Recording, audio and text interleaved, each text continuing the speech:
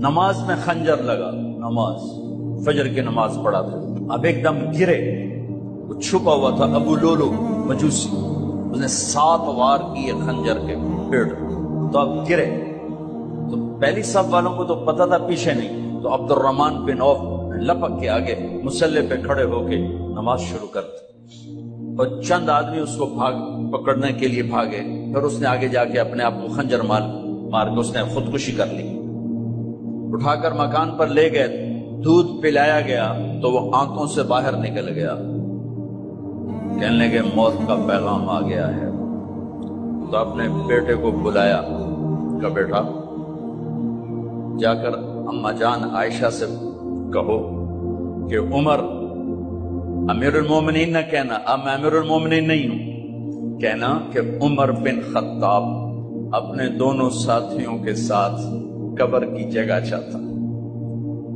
اگر مجھے اجازت مل جائے تو مجھے وہاں دفن کرنا، اگر اجازت نہ ملے تو مجھے عام قبرستان میں دفن کر دینا۔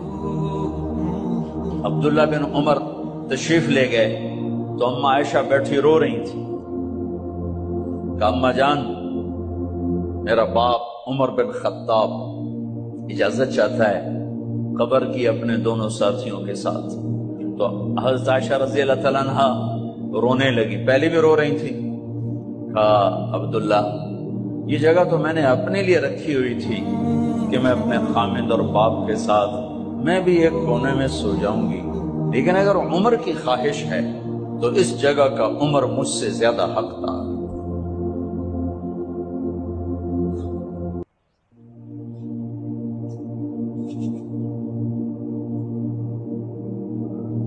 بیٹے نے آ کر کہا ابا جان مبارک ہو، اجازت ہو گئی، کہا بیٹا ہو گئی، لیکن جب میری میت اٹھاؤ تو دروازے پر جا کر رکھنا اور ایک دفعہ دوبارہ پوچھنا، ہو سکتا ہے میرے شرم میں اجازت دی ہو اور میرے مرنے کے بعد انکار فرما دیں، تو ایک دفعہ دوبارہ پوچھنا، اس وقت پہ اجازت ملے تو پھر لے جانا ورنہ واپس لے جانا۔ حضرت علی اور حضرت حسن تشریف لائے جس دن انتقال ہو رہا ہے، تو گھبراہٹ دیکھی تو حضرت علی نے فرمایا عمر موت سے ڈر گئے ہو؟ کہ نہیں موت سے نہیں ڈرا، موت کے بعد کیا ہوگا اس سے ڈر گیا۔ یہ کون کہہ رہا ہے؟ میرے بعد کوئی نبی ہوتا تو عمر ہوتا، یہ وہ کہہ رہا ہے۔ یہ کون کہہ رہا ہے؟ آپ نے کہا آج رات میں جنت میں گیا تھا، میں نے ایک بڑا خوبصورت محل دیکھا، سونے چاندی زمرد یاقوت موتیوں کا، میں نے کہا یہ کس کا ہے؟ تو مجھے کہا گیا کہ آپ کے غلام عمر بن خطاب کا ہے۔ کون کہہ رہے ہیں موت کے بعد جو ہوگا اس سے ڈر رہا ہوں؟ کہ آپ مسجد میں انٹر ہوئے، مسجد میں ایسے لوگ تھے، ادھر ابو بکر تھے اور ادھر عمر تھے، آپ دیو آپ نے یوں ہاتھ پکڑ لیا، دونوں کے ایسے ہاتھ پکڑ لیے، ادھر ابو بکر ادھر عمر، کہ مجھے دیکھ رہے ہو؟ کہ جی، کہ قیامت کے دن میں ایسے اٹھوں گا کہ میرے ادھر ابو بکر ہوگا اور ادھر میرے عمر ہوگا۔ یہ عمر کہہ رہے ہیں اور سے نہیں ڈرا ہوں، موت کے بعد کیا ہوگا اس پہ ڈر رہا ہوں۔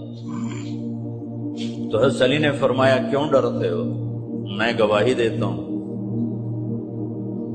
میں نے کئی دفعہ اللہ کے محبوب سے سنا کہ جنت کے بڑی عمر کے، ایک تو نا جنت کے نوجوانوں کے سردار، وہ تو حسن حسین ہیں، میں نے کتنی دفعہ سنا اللہ کے نبی سے کہ جنت میں بڑی عمر کے لوگوں کے سردار ہیں ابو بکر اور عمر۔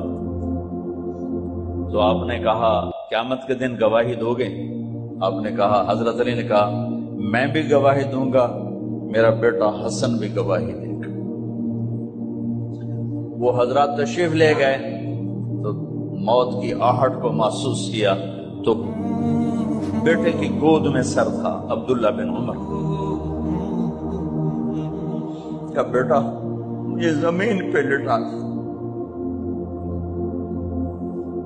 انہوں نے یہاں سے ہٹا کر یہاں سر رکھ دیا۔ وہ حق سنا نہیں کیا کہہ رہا ہوں؟ زمین پہ ڈال دیں۔ ان کا جی نہیں چاہ رہا تھا، کیا کہہ رہا ہوں، زمین پہ ڈال۔ انہیں آگے کر دے، خود پیچھے ہو، اپنا چہرہ مٹی میں یوں رکھ اور مٹی میں منہ ملنے لگے ایسے، اور کہہ رہا ہے ویل لک یا عمر ان لم یغفر لک عمر ان لم یغفر لک ربک، اے عمر اگر تیرے رب نے آج تجھے معاف نہ کی تو تو ہلاک ہو۔ ویل لک ولأمک ویل لک ولأمک یا عمر ان لم یغفر لک ربک، عمر اگر آج تجھے اللہ نے معاف نہ کی تو ہلاک ہو۔ اتنے بڑے مقام والے 1,24,000 میں ایک آدمی ہے مراد، جسے مانگا گیا ایک آدمی، یا اللہ عمر دے دے میرے اسلام کی بلندی کے لیے۔ وہ کہہ رہے ہیں ویل لک یا ان لم یغفر لک رب،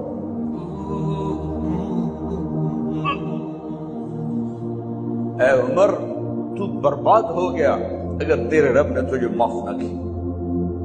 یہ کہتے جان نکل گئی۔